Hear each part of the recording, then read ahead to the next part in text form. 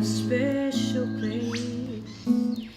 It's like a jewel in a drop of rain, where I keep and guard all of my favorite memories. But it's times like these I call upon them. Pre-first show ritual. I don't do it every night of the run, but I like one drink, the only one. If I have more than one, it's no good. more than one. I'll be swearing. But hey, Liz. Yeah, Mum, I'm still drunk. Let's just cheer because we've come a long way from coffee tables and lounge rooms. Don't know why you like to make me break me, break. You like to make me cry. It's like that.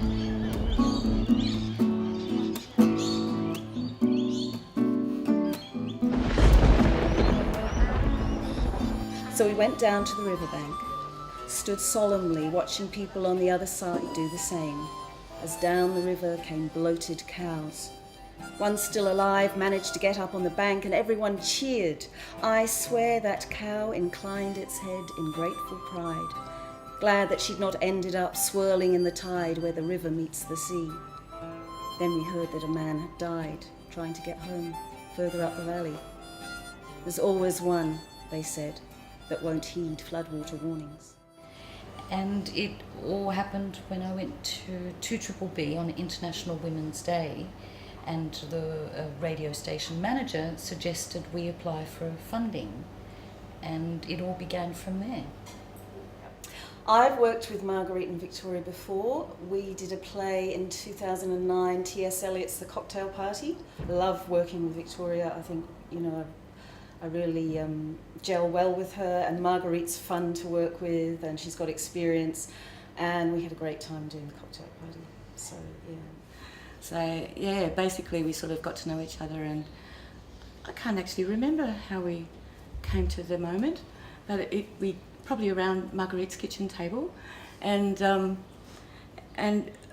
we were just trying to find a subject matter basically to go with the proposal, and we came up with the flood idea. So, as far as the eye could reach, both up and down the river, it was one vast sheet of water.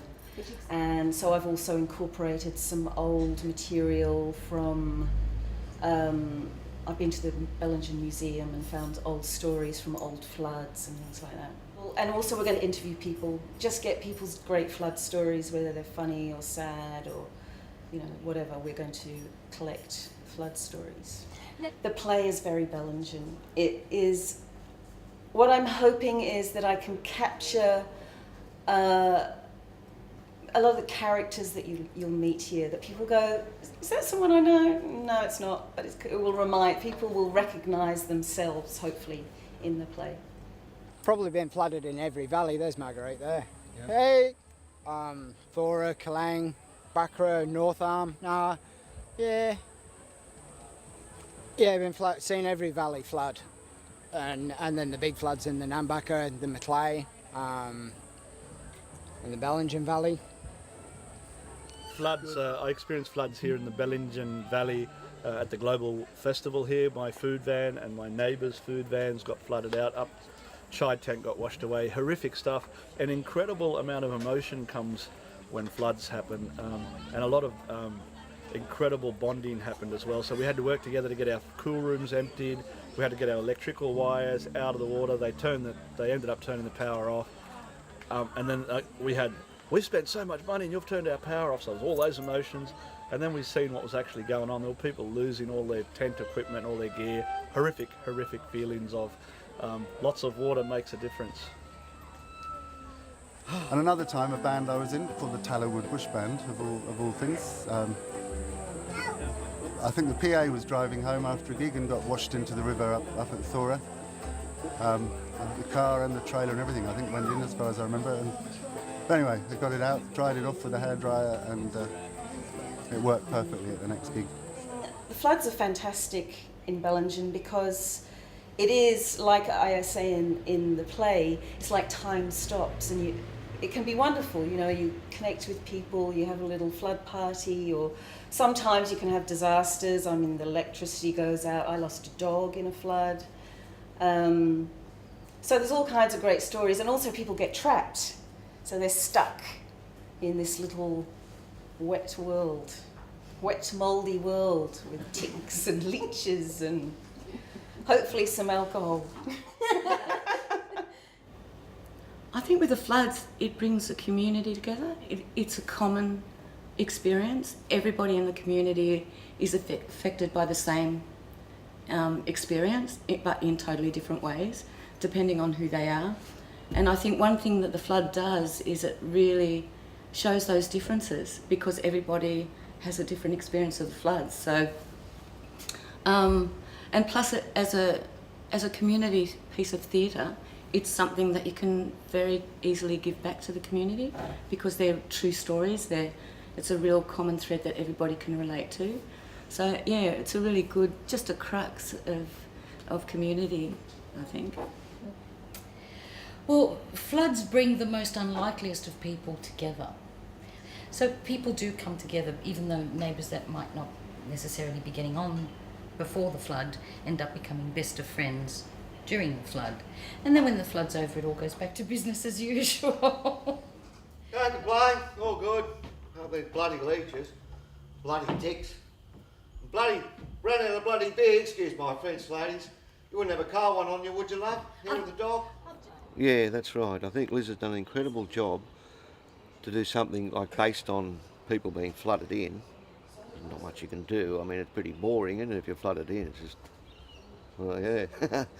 But to get all this stuff between people in there, you know, all these issues and relationships and history of people, plus the local history of the place itself, plus a lot of very deep sort of spiritual things going on. I think it's a great achievement to put all of that into one package, you know. Well, I think there's certain things you always do in a flood. You always check the BOM website constantly to see what's happening.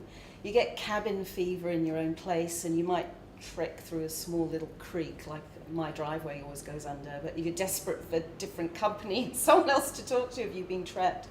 And you always make a trek to see what's happening to the river if you can get out. So, and you always go to the Providore to get some bread, even if you don't really need it. Everyone rampages to the Providore to stock up as though they're going to be trapped for weeks. It's all bullshit. GMO and corn syrup, numbers and chemicals. This is not food. I will not eat it, and I will not expose my child to it.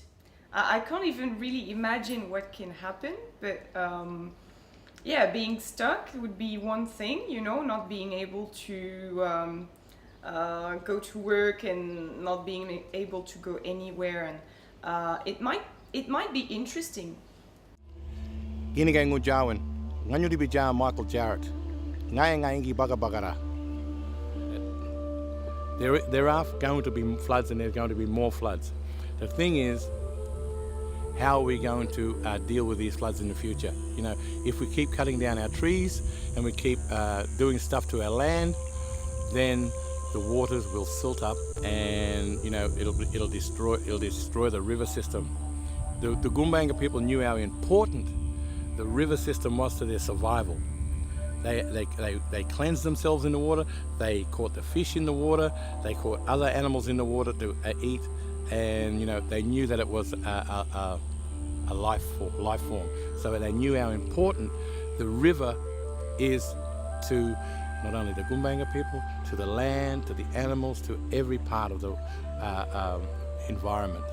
Well, you get a real first-hand experience of respect for Mother Nature and its awesomeness and its power, and you get a sense of the ridiculous of how we keep trying to control it, and you get a sense of the inevitable when it does hit you with such full force. It's just you know you don't challenge it, and you stay away from the river when it's flooded. You do not attempt to cross it. G'day, I'm Pete. I got a flood story. Back in 2006, I lived up the valley at Bundilla.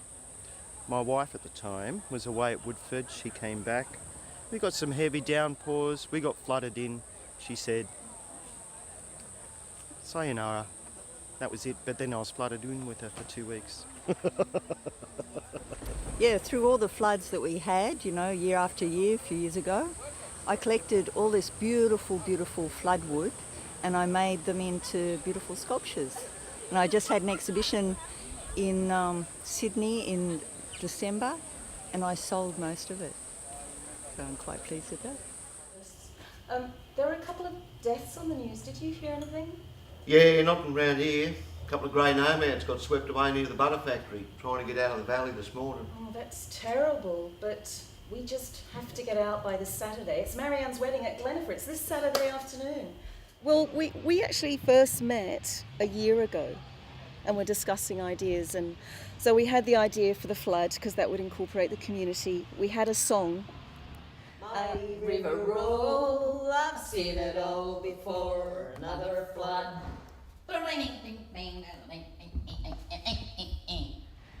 A wedding song. So then the idea that these people are trapped and they're trying to get to a wedding and they're trapped by floodwaters. So that was, we had the arc of the play. So then I just had to fill in the middle. So then I started to do the research.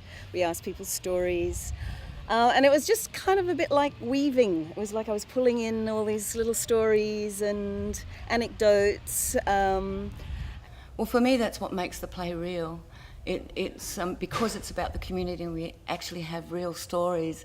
It's like we're giving something genuine back to the community. So, and plus the morning tea, the stories that these people told, and we got all on camera.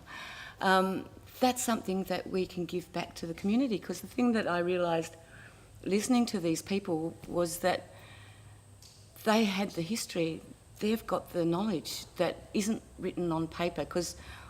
So for me, it's an awakening of the resources that your elderly in the community have and how important it is to get them while they're there, you know, and to not let them leave before you get their stories. With the people that lived through the 1950 floods, you get a real sense of resilience and they're coming together as a community. That in fact, there is an exhilaration from having that purpose. You didn't hand over your power to an authority or an expert, you just did what had to be done. You helped your neighbours, you know, you rowed the boat. There was this wonderful guy, George Edmonds, who used to row people from the north side to the south side to go and watch the pictures, and then would wait for them all night, having a couple of beers until they came back, and then would take them back across. Hello. How are you? Marguerite, they were just talking about George. Marguerite does a whole thing about George. Oh, does she? And she's her character's called Loris. After you. It was wonderful. Alice is just asking, I wonder if the museum would have a photograph of that. This is the flood, yes. The 1950s flood. Few residents have ever before experienced rain of such force and intensity. Tilda, my mum and dad built that home higher than any flood 100 years. That's a good and it went up to the windowsills in it. Wow. The morning tea we had recently for the people who lived through the 50s flood was delightful. Some of them weren't quite sure what it was in aid of. They were a bit stunned when they walked through the doors and saw the set. It was really lovely. They just shared their stories with us, and they couldn't tell us enough of little stories and anecdotes from the 1950s, and we reenacted an 1870s scene for them, and they were just thrilled. Clancy's barn was carried away, and Mr. McSwan's house and barn shared the same fate. It's more about honouring them, and it's about recognising their struggles, because these days we have it so easy. You know, a flood's more of an excuse to have a drink up and a party time, whereas in their days it was life or death, because some people got stuck for weeks. There came our George on that heavy clinker-built rowing boat. Available at all hours he was, but without the buoyancy vests that were provided by the local council. Oh, he was a brilliant oarsman. He would use the eddy currents rowing upstream close to the riverbank, checking for any flood debris, before heading into the main current, going downstream, skillfully finishing directly opposite the point where it began. We trusted in George, even after he'd had a few. It is. Well, I'm lucky. I've got 5, 6 roles to play. So, you know, it's like a bonus for an actor, like a little lucky dip. But it is great. It's got so much in it. There's speeches in there between people that are just beautiful, you know. Yeah. And there's a few moments when a lot of us have got moments on stage when it's really nice stuff and the audience is right there. It gets right across, you know. Love it. And I also wanted to create characters that were 4-dimensional. You know, they weren't, you'd see them being wise, being annoying, being ridiculous.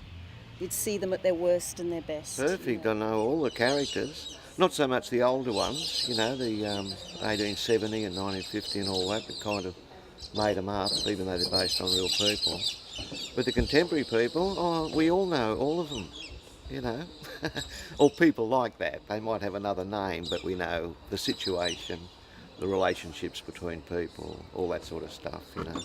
You know, that's what the best drama is. It's reflecting something back at us so we can see ourselves.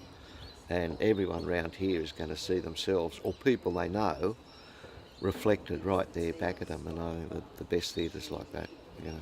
Criticising the council. What would they know about tarring roads, eh? Bloody know-it-alls. Get a job. Go get a haircut. I think it would make a fantastic television soapy, yeah, or a 4-part series, or, you know, a mini-series, a mini-movie. A mini-movie.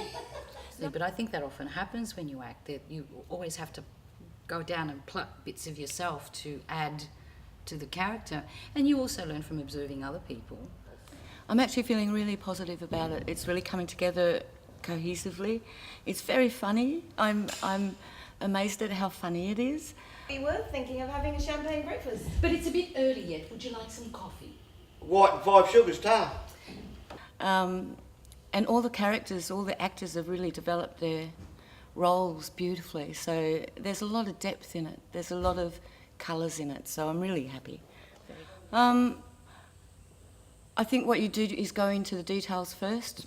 I first go into the emotional details of every character's experience and focus on that. And then as the process of rehearsals goes on, you step further and further back, and the whole becomes very apparent. If you get those moments, the details authentic, emotionally authentic, those waves show themselves.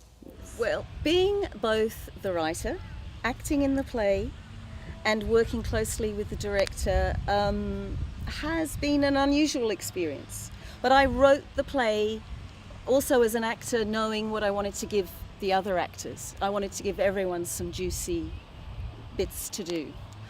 I think probably for our director, Victoria, it's been a little bit annoying having the writer there sometimes. Good sometimes, but it could be a little bit annoying. Very interesting.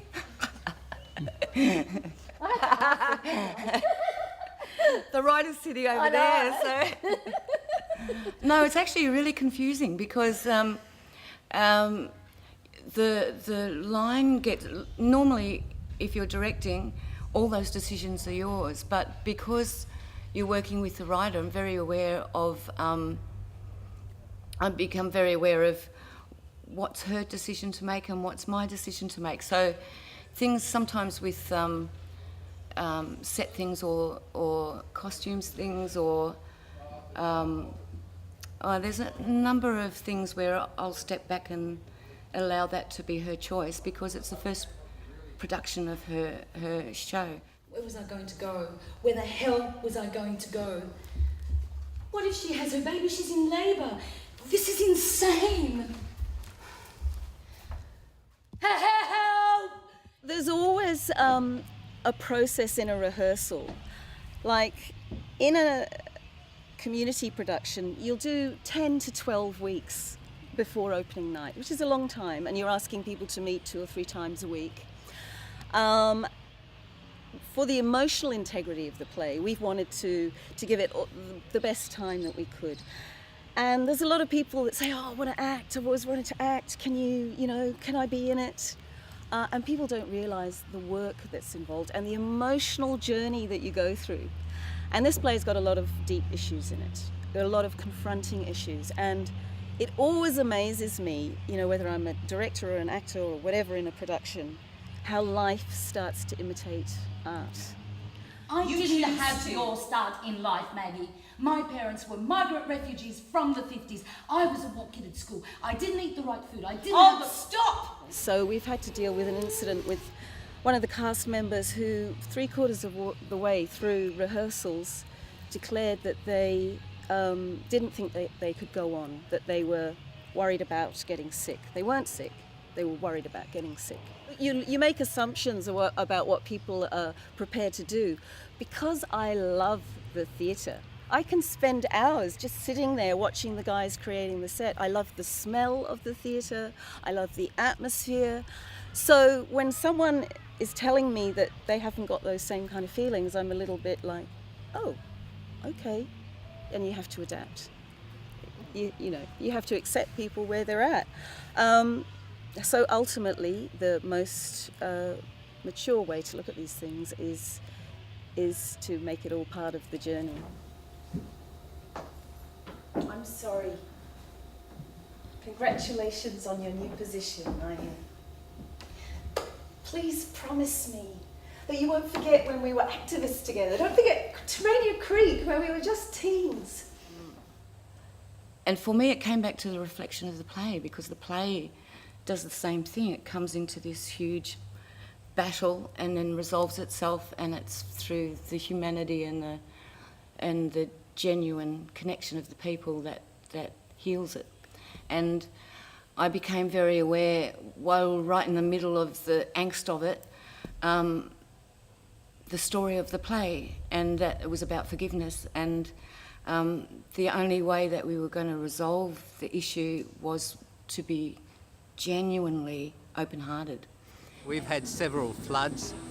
The really big one 5 years ago was wonderful. We enjoyed it immensely, really. It didn't do any damage.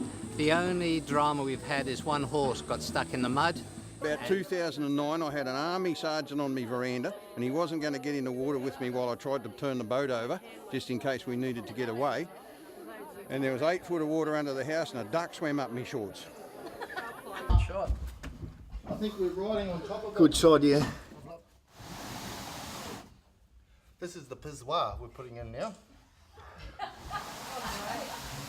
We pull it out half time.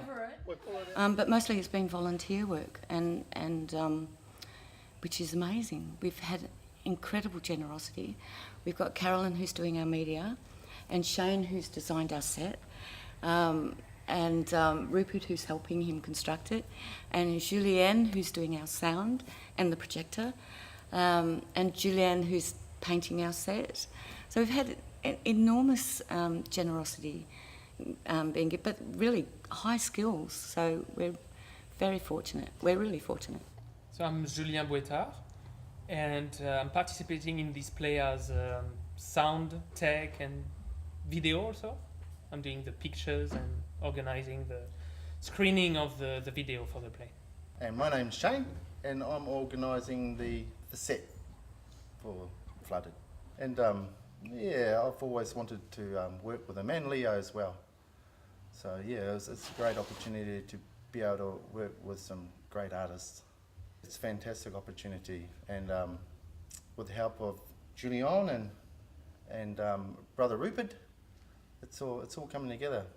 Yeah, like you said, it's it's the community. It's a community town, so that everyone sort of knows what's going on, and they know there's a play happening here, and they're very much willing to to lend a hand when needed. Came down and met all those beautiful ladies was to make new friends, and also artists, because I really like theater, and so I was very fortunate to find them very fast. Came a bit late in the game, because I would have rather played in the play itself instead of doing the sound and video. But I'm really grateful to be part of this very touching and profound theatre play. I live in Heights Creek, and I actually like it when our little Heights Creek floods, because it means we can't go anywhere and nobody's coming to visit either. We come down to Bellingen in the holidays, but one time we came down and there was a flood, so we got stuck at my dad's and we didn't go home to my mum's until a couple of days later.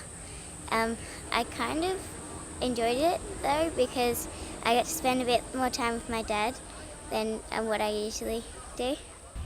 Really, the flow of the play is the same. We've tweaked little things, really, where I was being a bit verbose. You know, you can get attached to some of your writing. No, you can't take that out. I like that bit. But really, you know, the flow of it has remained exactly as it was written. We've got all the different layers now, the humour, the underlying backgrounds that inform what people are saying. Their relationships have been worked out. You can't describe it. It's very exciting, but you're also petrified. And, you know, all the people that have helped us along the way, despite a bit of resistance, we're here and we've come this far. And, yeah, it's really, really exciting. Well, it's, you know, as you can see, it's the back of a veranda. So it was quite an easy set to do, just a bit of work, you know. We wanted to bring in a deck and have the two posts with the front of the corrugated iron. And yeah, it's come together quite easily, really. And there's a few features and a few tricks we've got left up our sleeves to finish it off, but yeah, opening night, I think it's going to go off.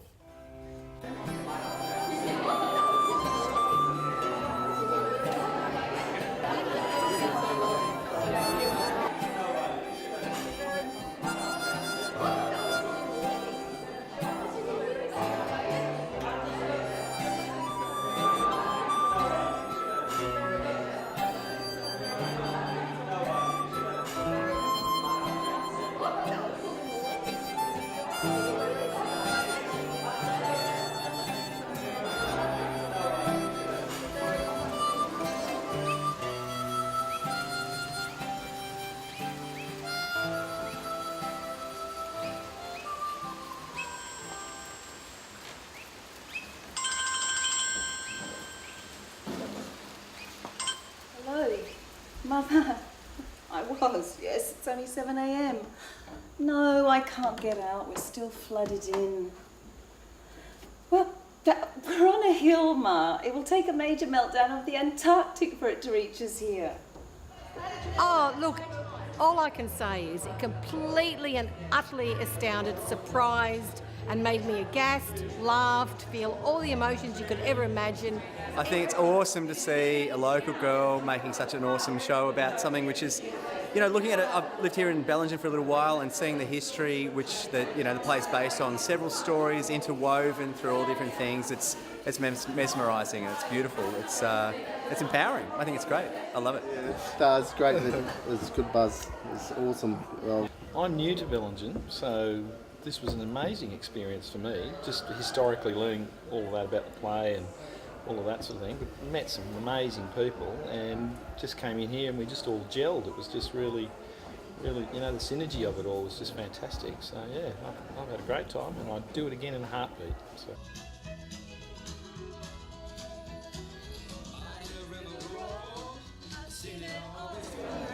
It's powerful, it's very real. A bit scary actually.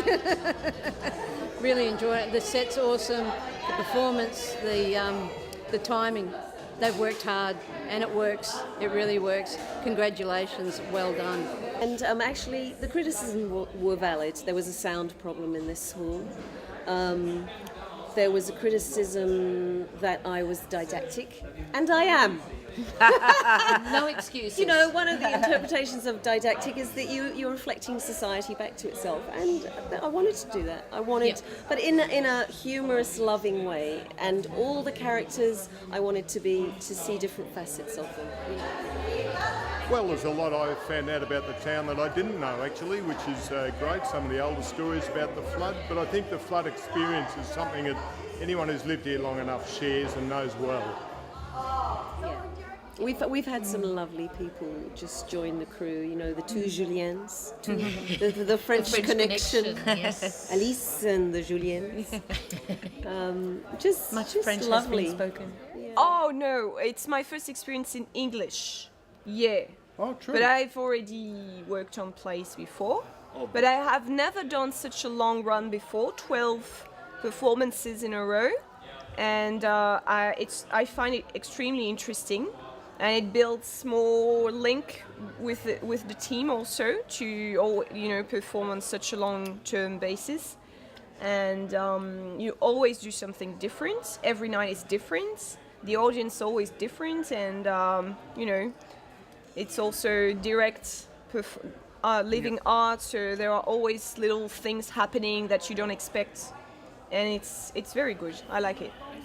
I got really an epiphany in seeing, as you were saying, that each night is different, and I could feel that it was the audience that was making it different. So it's like the role of the observer, and so I had an epiphany because it's like quantum physics. You have the observer that is influencing the play. So for me, that was something that I could see manifest. But also, you know, I've paid homage to The Mill on the Floss by George Eliot, and the characters are named after characters in that book. And the character of Maggie Tulliver, who becomes my character in this play, she is just an amazing character in a Victorian novel, and she's all about love and wanting to be loved, and that's what we all want as human beings. And even the stuff I've written, you know, people will say it back to me. I mean, Ian will say it back to me, like, you know, be more like Maggie. We have bonded a lot, and there are some amazing people, and everybody realises it's magic. So everybody's really gone, wow, love working with this bunch of people, let's really enjoy it. And so everybody's been really conscious of staying in the now. And that's the really nice. synchronicities that have happened. Yeah, the from synchronicities, day one. my It's God. just, Yeah. It's been you know, weird. when something is meant to happen, the universe provides. Yeah, you no don't matter have what. to push. You just have to let it unfold. It's been really, really well done. Just amazing. Yeah, It's your cheers. job. Premenopausal women put on a play. Yes. Just before I go on, I have to ask myself, why do I do this? But at the end of a run, I know exactly why I do this and why I keep coming back to it. And I'm hoping that we find some rich benefactor to help us with creating our own theatre space in Bellingen. We think it's so necessary because the world is crazy at the moment, and hopefully through things like performing, theatre, music, we can bring a little bit of light into so much darkness. And it's very important to do that. It's been a journey of people for me. It's just been a journey of an amazing group of people that it's just accumulated and bonded really strongly. But it's all been around the story of the play, and lots of things that happened reflected the story of the play, and I think it's a reflection of how powerful the writing is. The writing is really strong, the characters are all strong, and the people that joined to the play and helped it birth are all really strong. So I'm really proud of everybody.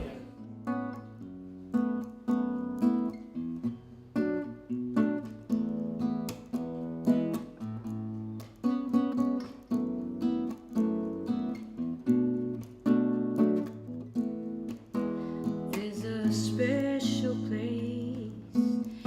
It's like a jewel in a drop of rain, where I keep and guard all of my favorite memories. But it's times like these